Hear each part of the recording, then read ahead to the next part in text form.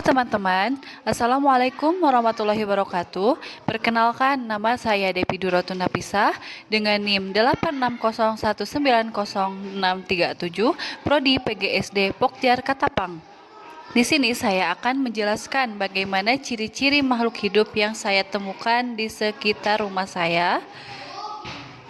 Berikut penjelasannya. Alat dan bahan yang saya gunakan yaitu alat tulis, tabel pengamatan, dan juga lingkungan sekitar. Proses pengamatan yang saya lakukan, yang pertama-tama saya menyiapkan alat tulis dan tabel pengamatan yang diperlukan. Yang kedua, pergi ke lingkungan yang ada di sekitar tempat tinggal seperti kebun, sawah, dan lingkungan lainnya. Terus saya menentukan 10 makhluk hidup, 5 hewan dan 5 tumbuhan. Kemudian saya mencatat ke 10 jenis makhluk hidup tersebut dalam lembar pengamatan. Kemudian saya mengamati ciri-ciri setiap makhluk hidup tersebut. Terus membubuhkan tanda checklist sesuai dengan ciri yang diamati pada tabel. Nah, yang pertama di sini ada putri malu. Putri malu itu termasuk makhluk hidup karena ia tumbuh, bernapas, bereproduksi, membuat makanan sendiri atau fotosintesis, dan sangat peka terhadap sentuhan. Di sini ada rumput. Rumput itu tumbuhan berbunga kecil, berakar serabut, batang lunak atau herba, umumnya tumbuh mendatar dan memiliki kemampuan regenerasi yang cepat, berkembang biak dengan biji dan atau stolon atau geragi. Bunga anggrek merupakan tumbuhan epifit atau menumpang pada pohon lain, bukan parasit. Memiliki akar udara untuk melekat dan menyerap air serta mineral dari udara atau hujan. Daun tebal dan berdaging untuk menyimpan air. Memiliki bunga yang indah dan beragam bentuk warnanya.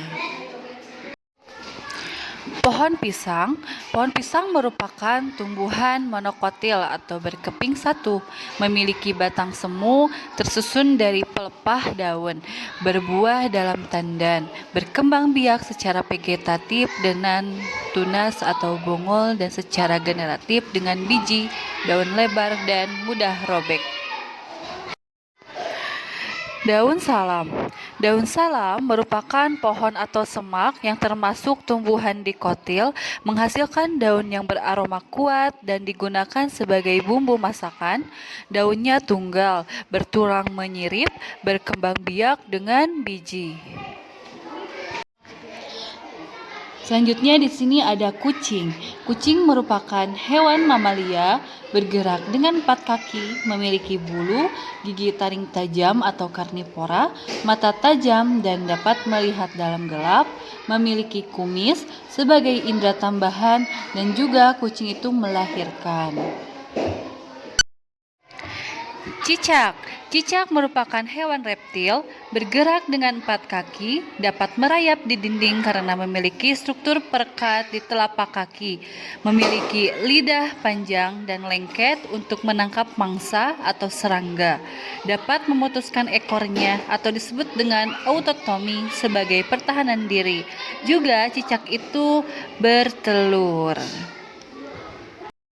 Semut merupakan hewan serangga bergerak dengan 6 kaki, hidup berkelompok atau koloni dengan pembagian tugas yang jelas. Yang pertama ada ratu, pekerja, prajurit, memiliki antena sebagai alat indera peraba dan pencium, mengalami metamorfosis, juga semut itu bertelur.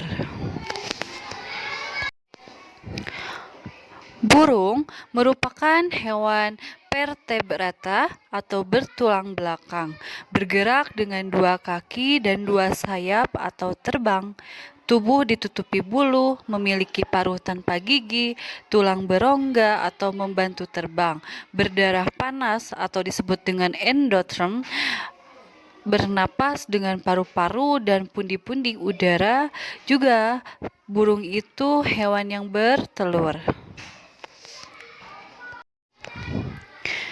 Kupu-kupu merupakan hewan serangga bergerak dengan 6 kaki dan 2 pasang sayap bersisik, mengalami metamorfosis sempurna atau telur larva atau ulat pupa atau kepompong dewasa. Memiliki mulut penghisap atau disebut dengan proboscis untuk menghisap nektar. Ciri-ciri makhluk hidup. Yang pertama, bernapas atau disebut dengan respirasi, yaitu mengambil oksigen dan mengeluarkan karbon dioksida untuk menghasilkan energi. Yang kedua, bergerak, berpindah tempat untuk hewan atau melakukan gerakan terbatas atau pasif untuk tumbuhan. Selanjutnya, yang ketiga, memerlukan makanan atau nutrisi, itu untuk mendapatkan energi dan bahan pembangun tubuh. Hewan bersifat heterotrof atau makan organisme lain. Tumbuhan bersifat autotrof, membuat makanan sendiri melalui fotosintesis. Yang keempat, tumbuh dan berkembang, mengalami perubahan ukuran, bentuk, dan fungsi dari kecil hingga dewasa. Yang kelima, berkembang biak atau reproduksi, menghasilkan keturunan untuk melestarikan jenisnya. Yang keenam, yaitu peka terhadap rangsangan atau iritabilitas, yaitu mampu menanggapi perubahan dari lingkungan luar atau dalam tubuh. Yang ketujuh, mengeluarkan zat sisa atau ekskresi, membuat zat-zat yang tidak diperlukan atau beracun dari dalam tubuh. Yang terakhir, beradaptasi, menyesuaikan diri dengan lingkungan tempat hidupnya. Jadi, kesimpulannya, semua organisme yang diamati tanpa terkecuali memenuhi kelima ciri-ciri esensial kehidupan, yaitu bergerak, peka rangsangan, bernapas, perlu makan, tumbuh, dan berkembang biak.